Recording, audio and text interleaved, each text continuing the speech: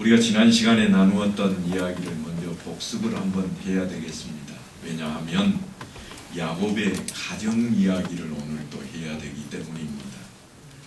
베델에서 처음으로 하나님을 만났던 야곱이 줄곧 걸어서 마침내 동방의 땅, 동방 사람들이 사는 그 땅, 메소포타미아 지방에 이르렀습니다.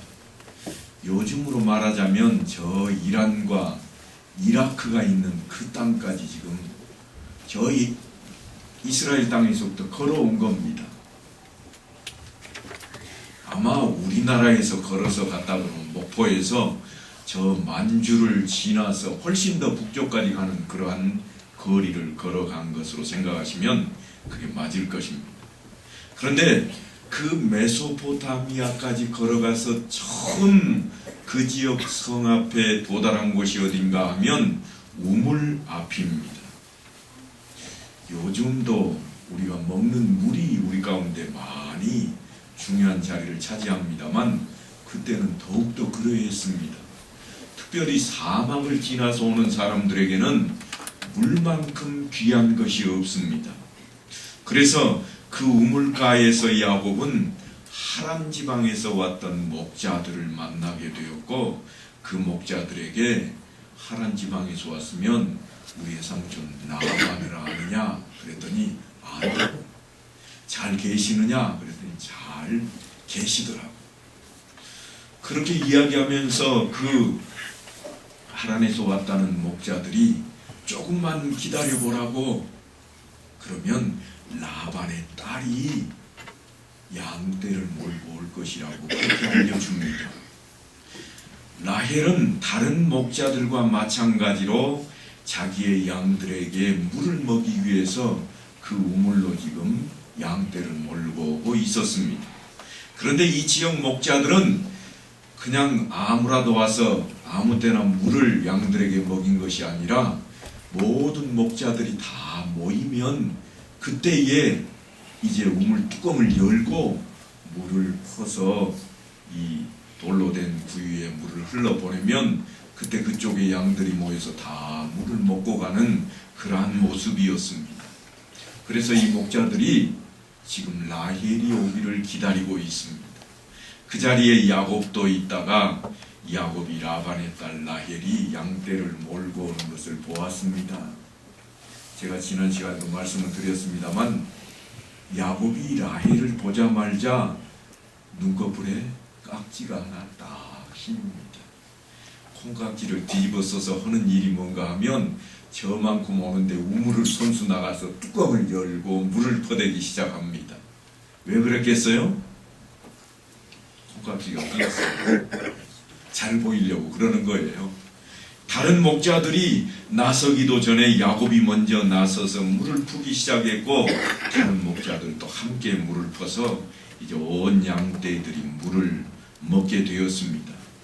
바로 양떼들이 물을 먹을 때 야곱이 한 행동이 어떤 행동인가 하면 라헬에게 쫓아가 가지고 끌어안고 입 맞춥니다. 입 맞췄다고 그러니까 우리식으로 생각하시면 안 돼요. 어근 맞추는 것을 성경에서는 입 맞추다 그렇게 표현이 되어 있는데, 입술로 상대편의 볼에 접촉하는 겁니다. 양쪽으로 한 번씩 하는데 이게 그들의 인사법입니다. 그래서 지금 야곱이 라헬에게 가서 인사를 하면서 웬 남자가 느닷없이 와가지고 자기에게 인사를 해서 깜짝 놀라는 그 라헬을 바라보면서 야곱이 자신이 누구인지를 이야기합니다. 자기는 이름이 야곱이고, 언제 물어봤나요? 안 물어봤는데도 아주 자세히 소상히 이야기를 합니다. 자기는 애삼촌을 찾아서 이 땅까지 왔고, 다시 말하면 그 고모의 아들로서 지금 라헬에게 인사를 하고 있습니다. 그래서 야곱에게 지금까지 있었던 그러한 일들을 다 이야기하려고 하는데 라헬이 깜짝 놀라가지고는 아버지에게로 막 쫓아갑니다. 우물이 어디에 있다고요? 성 가까이에 있습니다. 그러니까 성 안에 지금 누가 살고 있는가 하면 온갖 사람들이 다 살고 있는데 그 가운데 라반도 거기에 살고 있습니다. 성 안에는 양칠 자리가 되지를 못합니다. 먹일 풀이 있지를 않습니다. 그래서 성 밖에 양떼를 이끌고 돌아다니면서 물을 먹일 때는 우물가에로 와야 됩니다. 이제 라헬이 가서 자기 아버지 라반에게 야곱의 그 이야기를 합니다. 웬 남정네가 하나 와가지고 나한테 인사하더니 자기가 아버지의 조카랍디다.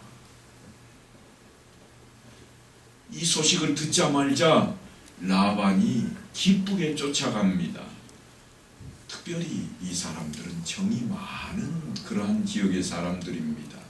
하란 사람들은요, 지금도 외국에서 여행 온 사람들에게 지나가는 사람인데도 빨간 차를 끓여서 지나가는 사람에게 대접할 정도로 아주 정이 많은 사람들입니다. 그냥 길거리에 지나가는 사람에게도 차를 한 잔 마시고 가라고 대접할 정도로 정이 많은 사람들인데, 이 정이 많은 라반이 조카가 왔다고 그러니까 그냥 우리식으로 하면 버선발에 쫓아나가서 맞이합니다. 네가 내 조카냐? 네가 내 누이의 아들이냐? 그러면서 그를 끌어안고 인사하고 그리고는 자기 집으로 데리고 들어옵니다.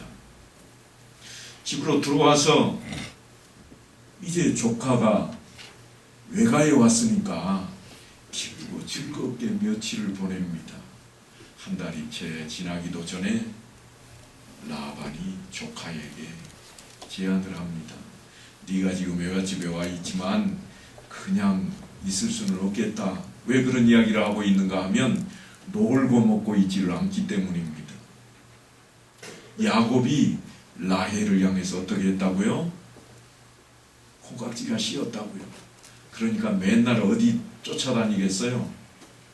라헬 뒷공무니만 쫓아다니는 거예요. 외갓집에 와가지고 하는 일이 뭔가 하면 라헬이 하는 일이 양떼를 이끌고 나가서 풀 먹이고 또한 물 마시게 하고 하는 일이니까 야곱도 맨날 뒤쫓아다니면서 그걸 돕고 있는 겁니다. 그래서 라반이 하루는 야곱을 부릅니다. 야, 너 거저먹게 할 수 없겠다. 네가 그렇게 열심히 우리를 위해서 일하고 있으니 이제 품삯을 정하자. 그랬더니 야곱이 하는 말이, 외삼촌을 위해서 내가 7년 동안 일을 할 테니 당신의 딸을 내게 시집 보내주시오. 이 당시에는 남자들이 장가를 들기 위해서 그 지역에서는 반드시 신부가 있는 집에다가 신부 값을 지불해야 됐습니다. 보통은 말이나 혹은 낙타나 양떼를 이렇게 제공해야 됐는데 야곱에게는 지금 가진 게 아무것도 없습니다. 맨손으로 자기 고향 땅에서 이곳 외삼촌 집에까지 왔기 때문에 아무것도 없어서 그저 이야기한 게 7년을 이야기한 거예요. 7년 근거는 사실은요, 이 이스라엘 사람들, 히브리인들에게 가지고 있는 오래전부터 내려오는, 구전으로 내려오는 그 가지고 있는 사상 때문입니다. 그게 뭔가 하면 6년이 지나고 나면 7년째는 무슨 해일까요? 안식년입니다. 안식년. 그래서 내가 7년을 일하겠습니다 하는 이야기는 6년 일하고 7년 차 되면 모든 것을 끝내는 자리, 쉬는 자리로 돌아가겠습니다 하는 약속입니다. 물론 지금 야곱의 때에는 이게 완벽하게 법으로 되어 있지는 않지만 그래도 아브라함을 통해서 이삭에게, 또한 이삭을 통해서 야곱에게 이렇게 전해 내려오는 구절이 있습니다. 하나님의 법이지요. 그것을 통해서 지금 하는 것이 7년 이야기입니다. 7년이 지나면 내가 라헬과 결혼하게 해달라 이렇게 청합니다.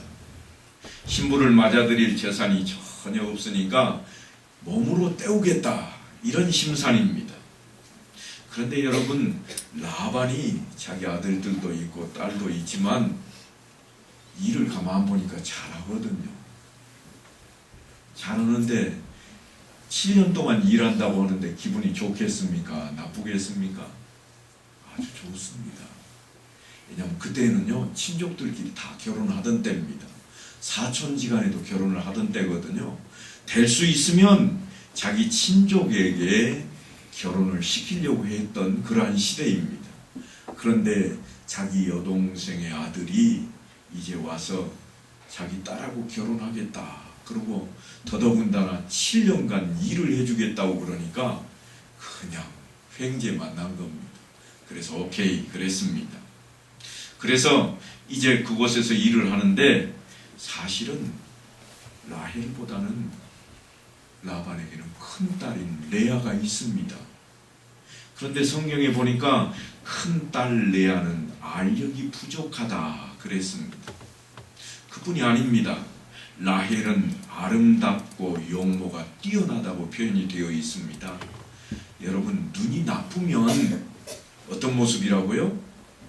사람 눈이 나쁘면 쳐다볼 때요, 제가 안경을 벗으면 당장 딱 드러납니다. 제가 저 뒤를 보려면 이래야 되거든요. 어떻게 되죠? 인상을 쓰는 거예요. 예. 전에도 말씀드렸지만 연세가 원만하신 분들은 인상을 써도 안 써도 주름이 그냥 그대로지만 젊은 20대는 전혀 다릅니다. 그래서 사실은 이렇게 인상을 쓰고 꼬라보는 레아는 별로 안 이쁘고 라헬은 이뻐 보이는 겁니다. 그런 두 딸 사이에 야곱이 열심히 일을 하면서 지금 7년 동안 라헬을 쫓아다닙니다. 사람이 무르익을 대로 무르익었습니다. 왜냐하면 이미 결혼하겠다고 약속한 정혼자입니다. 그러니까 얼마나 찰싹 붙어서 돌아다녔겠어요? 그래서 그렇게 7년 동안 일을 하고 나서 이제 라헬을 사랑한 야곱은 7년이 수일같이 지나갔다고 고백을 합니다. 며칠처럼 금방 지나가 버린 것입니다. 그래서 이 7년이 지나자마자 득달같이 자신의 외삼촌인 장인 될 이 양반을 찾아갑니다. 그리고는 하는 말이 이제 7년이 지났으니까 라헬과 혼인시켜 주시오. 그랬더니 라반이 그러자고 그래서 성대한 잔치를 배설을 합니다. 그 성에 있는 많은 사람들을 불러놓고 초청해서 성대한 잔치를 베풀었습니다. 이 사람들은 잔치를 하면 일주일간 합니다. 7일 동안 잔치를 해요. 그래서 이제 잔치를 시작하고 흥청망청하는 시간이 지나면서 밤이 되자 라반은 이제 신방으로 자기 딸 라헬을 보내줘야 될 것 아니겠습니까? 야곱도 한잔을 해서 그랬는지 그저 그러저거는 판에 여인 자기 아내가 될 사람이 들어왔습니다. 그래서 하룻밤을 사랑스럽게 보냈습니다. 그런데 아침에 눈을 뜨고 보니까 아니 이건 웬 날벼락입니까? 자기가 그렇게 좋아하는 라헬이 자기 옆에 있는 게 아니라 그 언니가 딱하니 버티고 누워있는 겁니다. 그래서 금방 외삼촌에게 쫓아갑니다. 왜 날 속이셨습니까? 내가 장가 들겠다고 한 사람은 이 언니가 아니요. 외삼촌이 뭔가 착각한 거 아닙니까? 그랬더니 외삼촌이 하는 말이 우리 관습에는 언니보다 동생을 시집 먼저 보내는 법이 없어. 네가 정 그렇게 라헬한테 장가 들고 싶으면 지금 혼인 예식 기간이 7일 동안이니까 7일 마치고 난 뒤에 내가 장가 한 번 더 보내줄게. 그러면서 라반이 하는 말이 라헬을 너에게 줄 테니까 7년 동안 또 일해라. 그 약속을 하게 되는 겁니다. 라헬을 너무 사랑했던 야곱은 그나마 감지덕집니다. 비록 손해보는 것 같지만 그래도 외삼촌이 장가 보내준다고 하니까 일주일 뒤에 당장 장가 보내주고 이번에는 7년 일하고 딸을 받는 게 아니라 먼저 장가를 들고 7년 일하라고 하니까 덥석 차지하기로 했습니다. 그래서 14일 만에 아내가 둘이 생겼습니다. 그리고 7년 동안 더 일을 하기로 그렇게 약속을 하고 이제 새로운 여정을 시작합니다. 그러니까 야곱은 라헬을 얻는데 14년이라고 하는 세월을 그곳에서 보내야만 하는 겁니다. 라반의 요구는 사실 여자를 재산의 일부로 간주했던 당시의 그 시대상으로 볼 때 합당한 그러한 일일 것입니다. 그런데 14년 동안 봉사한다고 하는 것은 사실은 쉽지 않은 일입니다. 누가 보아도 그것은 지나치게 과중한 일이었습니다. 어떻게 보면 그것은 지난날 야곱이 저질렀던 잘못에 대한 벌처럼 보이기도 합니다. 야곱의 사람됨을 바로잡으려고 하는 하나님의 훈련으로 그렇게 보일 수도 있습니다. 야곱은 아마도 라반에게 그렇게 속임을 당하면서 자기 자신을 생각했을 것입니다. 왜냐하면 자기가 예서인 형을 속이고 아버지를 속여가면서까지 장자의 명분을 빼앗고 축복을 다 받았거든요. 그런데 뒤돌아보니까 나도 이렇게 속임을 당하는구나, 속고 속이는 세상 속에 내가 살고 있구나 하는 것을 깨닫게 되었을 것입니다.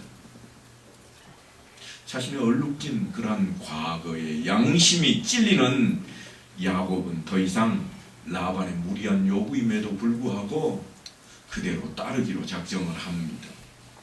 그래서 이제 혼인 예식을 2번씩이나 했으니까 이쪽 편에 서면 이쪽이 처형이고 이쪽에 서면 이쪽이 처제입니다. 그래서 이 사람은 처형과 처제를 함께 자기 아내로 데리고 사는 사람이 되었습니다.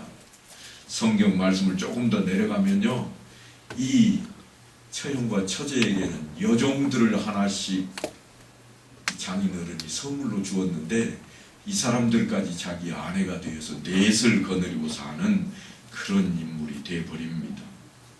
이 일 때문에 사실은요, 이스라엘에 법이 하나 생깁니다.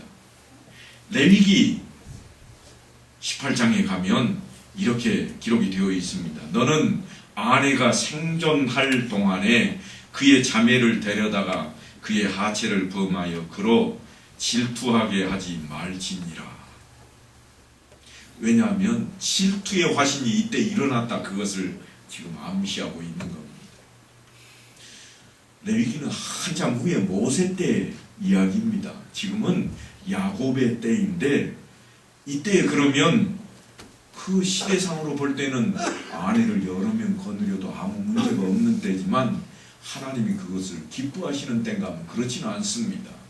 하나님이 창세기를 통해서 우리에게 보여주신 것은 아담을 4명 만들었더라 그런 법이 없고 하와를 4명 만들었더라 그런 법이 없습니다.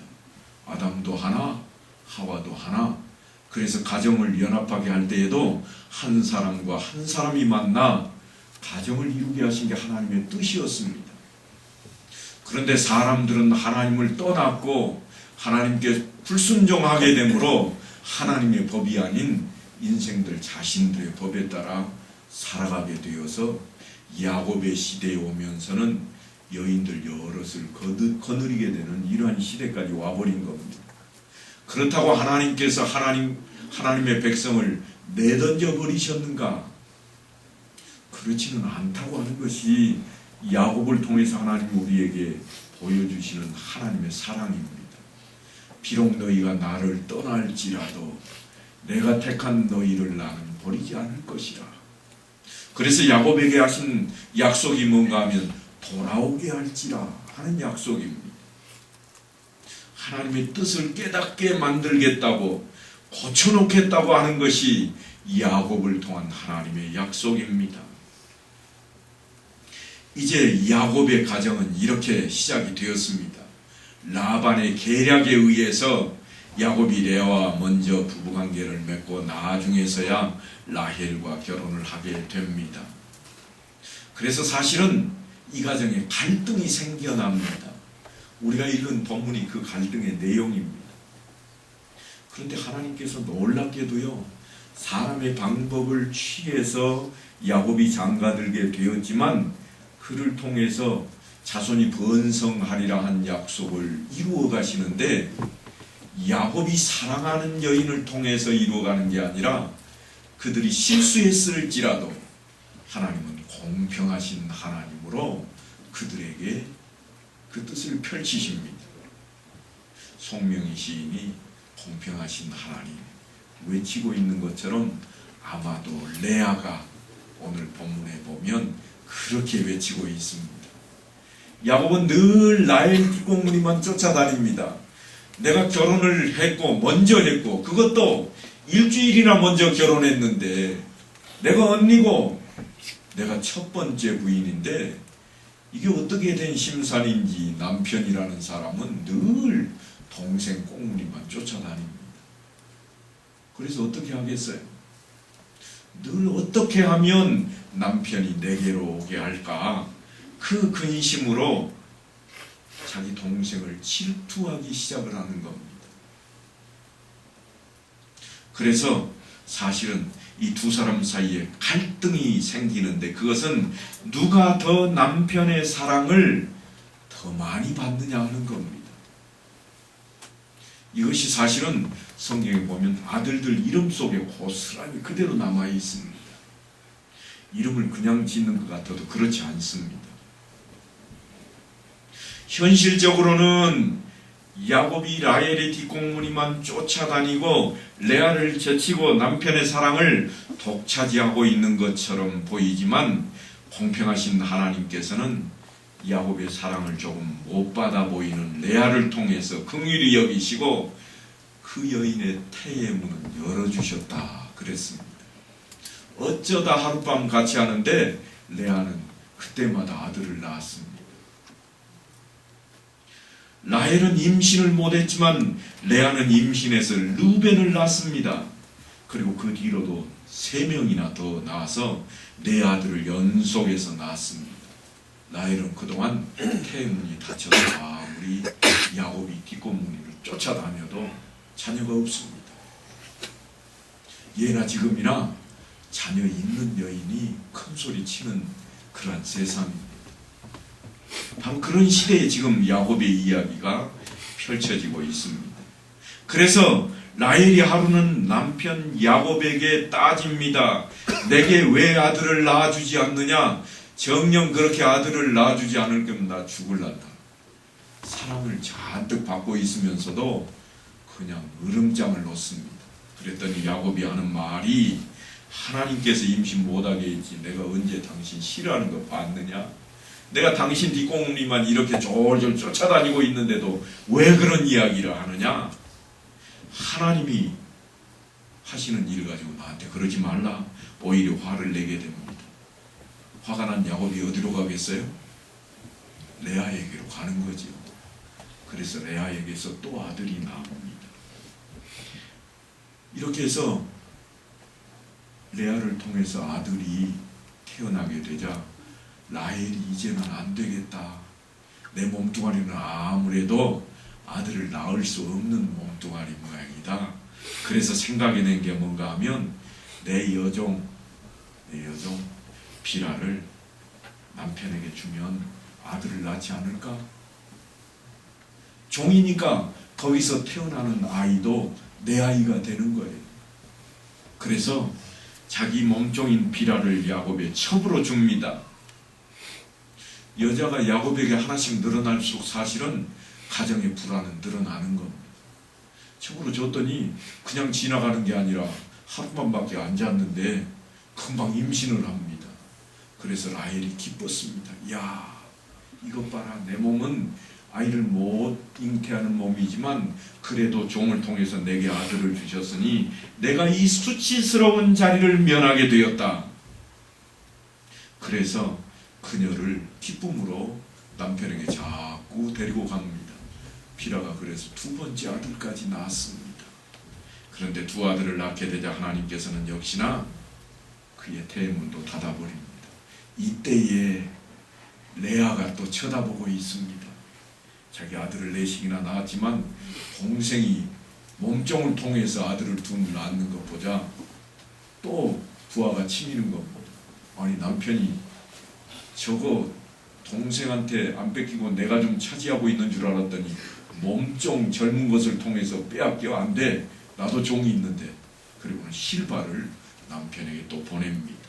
이 일로 인해서 또 아들이 둘 생깁니다. 그래서 아들이 벌써 여러 명이 생겼습니다. 누가 제일 근심이 많겠어요? 라헬이 근심이 많아요. 여자는 넷이나 있는데 나만 이게 뭐냐. 그래서 늘 하나님 앞에 간구했을 겁니다. 그러던 어느 날 이 집안의 큰아들 장자가 밭에 나갔다가 뭘 하나 발견했습니다. 밭에서 뿌리 하나를 발견해요. 딱 뽑아가지고 집으로 가지고 와서 엄마한테 가져다 줍니다. 레아가 딱 받아들고 보니까 뭔가 하면 이게 합한채라는 건데요. 성경에는 합한채라 그러게 되어 있지만 실제 그 기능은 뭔가 하면 최음제입니다. 먹으면 흥분하는 그러한 약재예요. 요즘으로 치면 비아그라를 한 덩어리 딱 들고 들어온 겁니다. 그래서 이 비아그라를 가지고 있으니까 라헬이 이게 욕심이 난 거예요. 라헬이 자기만 아들이 없고 자기만 따돌림 당한 것 같고 그래서 언니한테 가가지고 언니 그거 나한테 파시오. 돈으로는 안 돼. 언니가 딱 돌아서니까 언니 내가 남편 보내줄게. 남편 보내줄 거니까 그거 좀 제발 나한테 파시오. 그래서 레아가 그 비아그라를 주고 남편을 차지했다고. 그래서 어떻게 되는가 하면 레아가 또 아들을 낳게 되는 거예요. 그러는 사이에 아들이 많아졌습니다. 이제 라헬도 그 합한 채 덕분인 것처럼 보이지만 하나님께서 그의 태문을 열게 되자 이제 그도 아들을 낳게 됩니다. 이 아들이 그래서 11명이나 생겨요. 나중에 가서는 이제 베냐민까지 하면 12이 됩니다만 아들이 아주 많은 대가족이 됩니다. 그런데 이 이름이 참 중요합니다. 오늘 성경에도 보니까 그 이름들이 기록이 되어 있는데 첫째 아들을 낳고 레아가 뭐라고 그랬는가 하면 주께서 나의 고통을 살피시고 나에게 아들을 주셨구나. 저 동생 꽁무니만 쫓아다니는 내 남편, 이제는 남편도 이 아들 때문에 나를 좀 찾아오겠지, 나를 사랑하겠지. 그래서 이름을 르우벤이라 그랬습니다. 르우벤이라고 하는 뜻이 뭔가 하면 보아라 아들이다 그거예요. 그러니까 자기 남편에게 보시오 여기 아들이요. 그 말은요 이 아들 때문에 나 좀 찾아오시오 그런 이야기예요. 그런데도 불구하고 야곱은 늘상 자기 동생 라헬 뒷공무니만 쫓아다닙니다. 그래서 이 레아가 둘째 아들을 잉태하고 뭐라고 말을 하는가 하면 주께서 내가 남편의 사랑을 받지 못하여 하소연하는 소리를 들으시고 이렇게 또 아들을 주셨구나. 그래서 들으셨다 하는 뜻을 가진 이름으로 시므온이라 그렇게 짓습니다. 여러분도 다 이름이 있으시죠? 이름에 뜻이 있잖아요. 그죠? 이름에 뜻이 다 있습니다. 저도 이름에 뜻이 있어요. 일자가 넘친 일자입니다. 그래서 뭔지는 모르지만 넘친다. 그런 뜻을 가지고 있습니다. 여러분의 이름들도 다 뜻이 있을 겁니다. 그런데 이름대로 다 이름값 하는 것 같아요. 과한 부분이 저에게 종종 드러납니다. 과한 부분이. 조금 오버하는 부분이 있다고 말이에요. 이름 따라서 사는 것 같아요. 그런데 마찬가지로 이 야곱의 아들들도 이름 따라서 그들이 살고 나중에는 이름을 따라서 복도 받습니다. 레아가 셋째 아들을 낳으면서 뭐라고 그러는가 하면 내가 아들을 셋이나 낳았으니 이제는 남편도 별 수 없이 나한테 묶였다. 그렇게 생각을 했어요. 그래서 그 남편이 나하고 연합했다, 묶였다. 그래서 이름을 뭐라고 그러는 거예요? 레이라 그렇게 짓습니다. 레이라고 이름을 지어놨는데도요 남편이 아직도 라헬을 좋아하는 거예요. 그런데도 불구하고 레아와 종종 한 번씩 사랑 나누게 됨으로써 이제 네 번째 아들을 낳게 됩니다. 네 번째 아들을 낳으면서 레아가 생각을 합니다. 이제는 내가 더할 나위 없이 기쁘다. 사람이 기쁘면 뭐가 나와요? 노래가 나와요. 흥얼거리는 노래가 나오잖아요. 그래서 내가 주를 찬양하겠다. 찬양한다는 뜻으로 이름을 유다라 그렇게 지었습니다. 그러니까 이 이름들이 참 놀라운 모습입니다. 그런데 이쯤 되어서 아까도 설명을 드렸지만 라헬이 자기 몸종을 야곱에게 보내고 그 사이에서 아이를 하나 갖게 됩니다. 그 아이가 임신을 하자마자 라헬이 이런 생각을 해요. 하나님께서 내 호소를 들으시고 내 억울함을 풀어주시려고 내게도 아들을 주셨구나. 자기 몸은 아니지만 그래서 그 이름을 뭐라고 지었는가 하면 단이라고 짓습니다. 단. 억울함을 풀었다. 그런 이야기예요. 그래서 단이라고 이름을 지었습니다. 그리고 또 두 번째 아들을 얻게 될 때 내가 언니와 크게 싸워서 이제는 이겼다. 비록 6대2지만 나중에 얻은 아들을 야곱이 더 사랑하는 것처럼 보였거든요. 레아의 아들들은 찾아가서 안아주고 쓰다듬어주고 않더니 희한하게도 빌하인 몸종에게서 난 아이에게는 야곱이 쓰다듬어도 주고 안아도 주고, 왜냐하면 레아 앞에 있으니까. 참 별일이 다 일어난 겁니다. 그래서 그의 이름을 뭐라고 지었는가 하면 가시 아니죠, 납달리라 짓고 경쟁에서 이겼다 그런 뜻으로 이름을 짓습니다. 이때 우리가 아까도 살폈지만 레아도 몸종을 줍니다. 그리고는 레아도 그 몸종을 통해서 아이를 얻게 되자마자 이름을 가시라고 짓습니다. 내가 역시 복을 받았다. 내게 복이다. 그래서 갓이라고 하는 이 이름은 복을 받다 그런 이야기예요. 그리고 또 아들 하나를 더 얻어서 이제는 내가 복만 받은 게 아니라 행복하다. 그래서 이름을 아셀이라고 짓습니다. 이쯤 되니까 이제 문제가 생겼잖아요. 누구만 친아들이 없어요? 라헬만 없는 거예요. 그래서 언니에게 뭘 샀습니까? 합 한 채를 사드렸어요. 그리고는 이제 그 합 한 채를 통해서 인간적인 모습으로는 합 한 채를 통해서 이제 아들을 얻으려고 준비를 하는 거예요. 합 한 채를 팔고 얻은 남편을 통해서 레아가 또 아들들을 얻습니다. 레아가 그래서 아들을 얻고 뭐라고 하는가 하면 하나님은 참 공평하시다. 내가 합 한 채 줬더니 내 몸에 또다시 내게 이제 아이를 갖게 하시고 내 몸종을 통해서도 아이를 갖게 하시는구나. 그래서 이제 그 이름들을 이어서 지어나갑니다. 그 이름들이 이사가리요, 스불론입니다. 이제 마지막으로 라헬의 이야기를 좀 해야 되겠습니다. 라헬이 드디어는 남편과 사랑을 나누고 이제 아이를 얻습니다. 얼마나 기뻤을까요? 수치를 당한다 여겼던 라헬은 하나님이 나의 부끄러움을 이제서야 벗겨주시는구나. 내가 이제는 더 이상 부끄럽지 않고 수치스럽지 않다. 그러면서도 내심 마음속에 뭐가 있는가 하면 기왕이면 아들 좀 하나 더 주시지. 그래서 이름을 뭐라고 지었는가 하면 요셉이라 지었습니다. 요셉의 이름의 뜻은요, 더하다, 추가하다 이런 뜻이에요. 요즘 우리나라도 그 옛날 분들 아들 딸만 열 낳고 아들 하나 낳았다든지 이런 분들 보면 이제 제발 딸내미 그만 낳으라 그러고 뭐라고 지죠?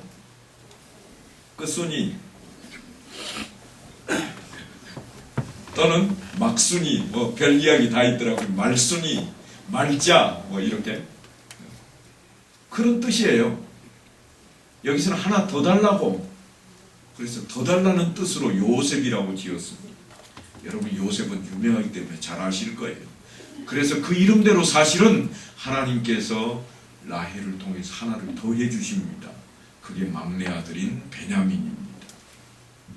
베냐민이라 하는 이 이름은 사실은 오른손의 아들이라 그런 뜻이에요. 오른손은 사람의 손을 가리키는 게 아닙니다. 계시록 할 때 여러분이 들어보셨지만 하나님의 오른손에 뭐가 있어요? 두루마리가 있어요. 하나님의 오른손, 이게 전능의 표현입니다. 그러니까 지금 베냐민이라 그 말은 전능하신 자의 아들, 하나님의 아들이라고 사실은 이름을 지은 겁니다. 그러니까 이 이름 하나하나에 사실은 이들 삶의 애환이 다 담겨 있는 겁니다. 우리가 오늘 이름을 살펴보았습니다만 여러분 손주들 이름 짓는 것도 그만큼 중요해요. 예수 잘 믿으라고 믿음이라고 지어놓은 아이는 믿음대로 산답니다. 어떤 분들은 요셉처럼 살라고 요셉이라고 짓기도 하고 요한처럼 제발 살아달라고 요한이라고 짓기도 하고 그 이름들이 다 그런 뜻을 가지고 있는 겁니다. 여러분 근데요 이 이름보다 더 중요한 게 있습니다. 아이들의 이름과 이 두 여인 사이의 사랑 쟁탈전에 휩싸여서 지금 우리 관심 밖으로 벗어나 버린 게 있어요. 그게 뭐냐 하면 하나님의 사랑입니다. 하나님의 관심은 엉뚱한 데 있습니다. 지금 라헬과 레아는 자기들이 남편을 독차지하려고 하는데 관심과 집중이 되어 있어서 아이들의 이름을 거기다가 짓고 있는데, 거기에 맞춰서 짓고 있는데 우리도 세상에 살면서 그렇게 짓잖아요. 여러분 이제 태어났으니까 복 받아야 된다고 복동, 더 복을 찬란하게 받으라고 금동이, 그런 식으로 세상적인 거에만 관심을 가지고 있는데 하나님께서는 관심을 바꾸도록 우리에게 요청을 하십니다. 왜 내게 관심을 갖지 않느냐? 그래서 오늘 이 성경이 기록이 되어 있는 겁니다. 괜히 지금 야곱의 아들들 이름 알자고 성경이 있는 게 아니에요. 사랑하는 성도 여러분에게 관심을, 여러분 세상에 있는 것들이 아니라 이 땅에 있는 것들이 아니라 하나님에게로, 하나님의 말씀으로 돌려달라고 있는 것입니다. 그래서 하나님의 관심이 어디에 있다고 하시는가 하면 아브라함에게 약속하시고 이삭에게 약속하시고 야곱에게 약속하셨던 그 약속에 관점이 있습니다. 그게 뭔가 하면 내 후손이 번성하리라 하는 이 약속을 이루고 계신다고 하는 겁니다. 이게 하나님의 관심입니다. 지금 라헬과 레아는 관심이 어디에 있는가 하면 남편을 누가 더 독차지할까 여기에 있지만 하나님의 관심은 내 약속은 이루어진다. 너희가 어떻게 하든지 간에 하나님의 뜻은 펼쳐질 것이라고 하는 데 있습니다. 그래서 그 소유와 형제 간의 갈등과 경쟁 그리고 고통 속에서도 하나님의 약속이 성취되어 간다고 하는 것입니다. 여러분 우리가 하나님 앞에 기도하는 것은 그만큼 중요합니다. 우리가 기도하는 것은 하나님께서 들으시고 결코 내버리겠다고 하신 적이 없습니다. 주 안에서 하나님 앞에 우리가 간구하는 기도는 이루어 주시겠다고 약속을 하셨고 그 약속을 너희가 어떻게 살든지 너희가 어떻게 행동하든지 내가 반드시 이루어 줄 것이라고 하는 그 징표로 오늘 야곱을 통해서 12아들을 우리에게 보여주고 있습니다. 사랑하는 성도 여러분, 이처럼 우리의 삶 가운데 여지없이 간섭하시는 그 하나님께서 바로 우리가 믿고 의지하는 우리 주 되시는 하나님이십니다. 그러니까 우리에게 약속을 끝까지 지키시는 그 하나님 앞에 우리의 삶을 다 맡기시고 나아가는 성도들이 될 수 있기를 간절히 축원합니다.